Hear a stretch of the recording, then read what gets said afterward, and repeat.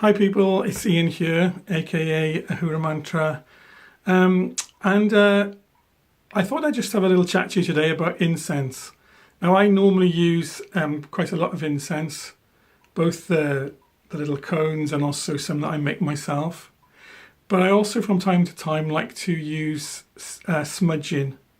And I was just about to do some smudging around my home and I thought, yeah, well maybe I could share that, maybe someone would find that interesting, maybe know a little bit more about it.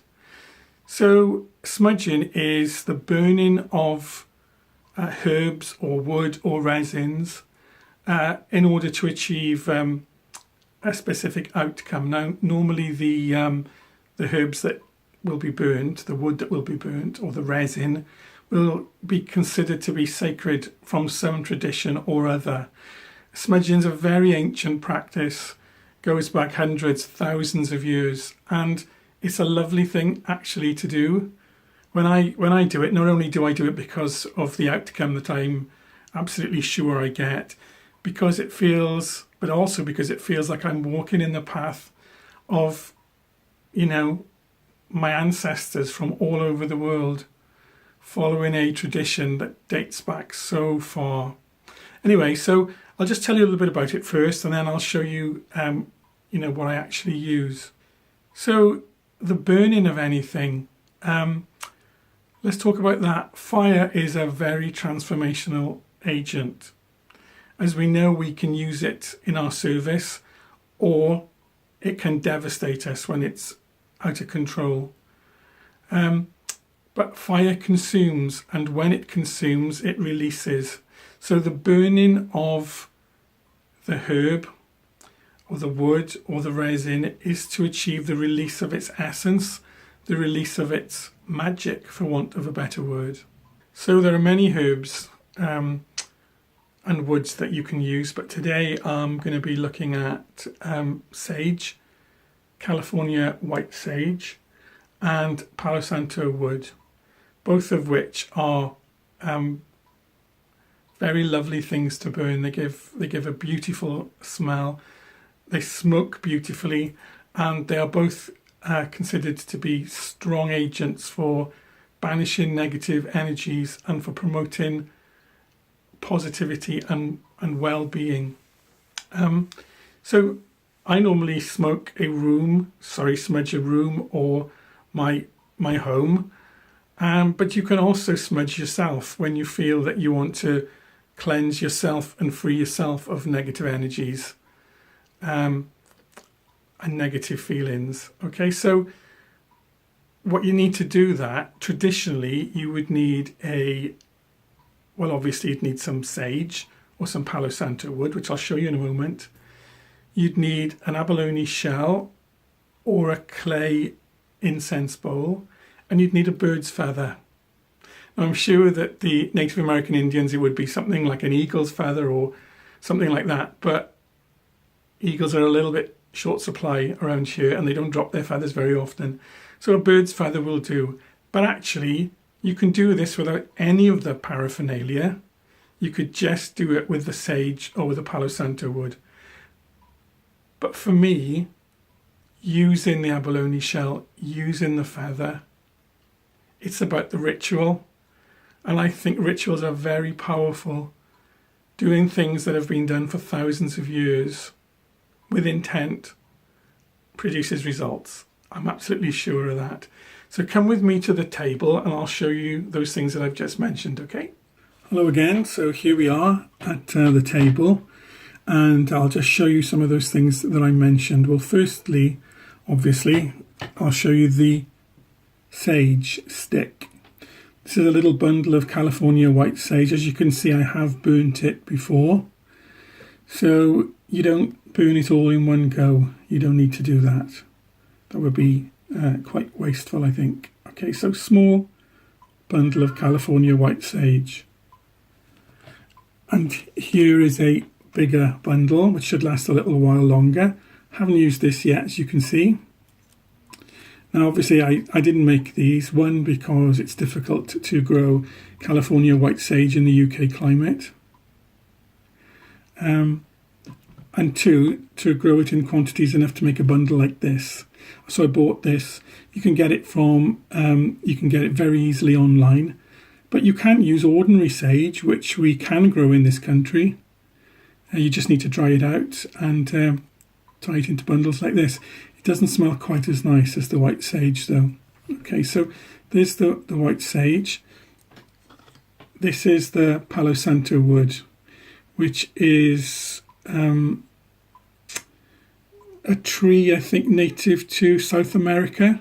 Palo Santo, Spanish for holy wood. It's just got a very distinctive and lovely smell when it's burnt.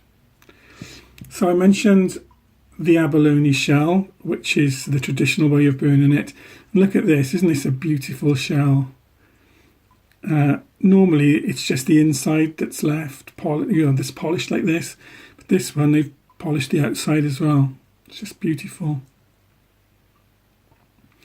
The only thing is, if you do leave your sage or your Palo Santo burning in your abalone shell like this, it will destroy the finish. So if you're going to burn it in the shell, you just need something in the bottom to insulate it.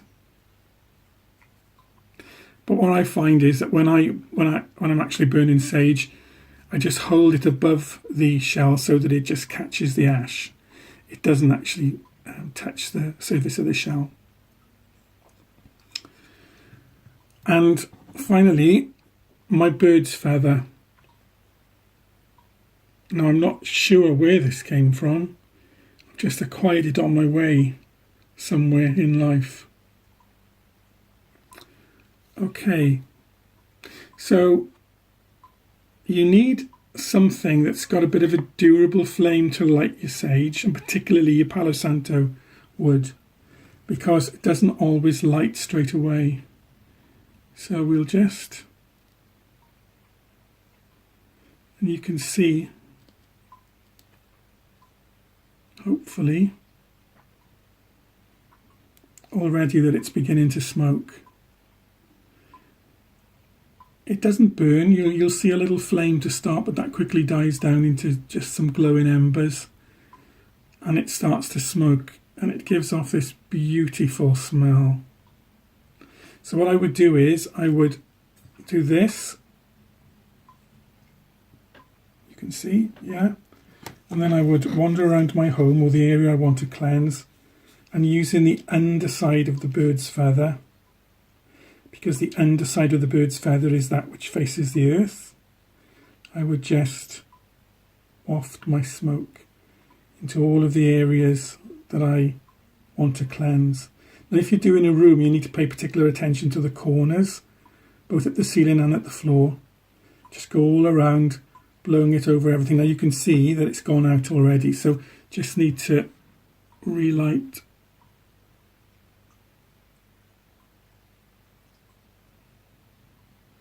And then off we go again, more smoke.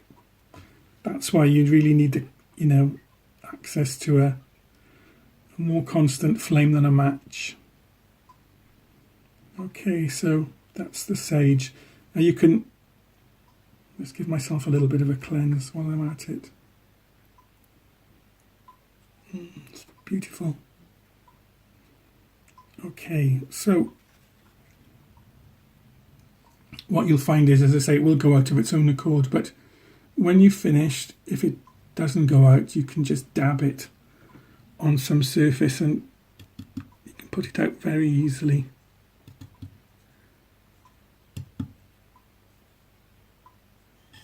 Okay, saying that, it's not going out now, so. Okay, so next for the Palo Santo, as you can see, I've also burnt this. You don't need a great deal, you don't need to burn the whole piece. So just light it in the flame till you get a flame, and just give it a little shake so that the flame goes out and the smoking starts. Now this is a completely different smell to the sage, but it's lovely. It's a very woody, it's kind of piney, musky, beautiful. So Palo Santo, holy wood. And you do the same thing, you just go around your home or wherever,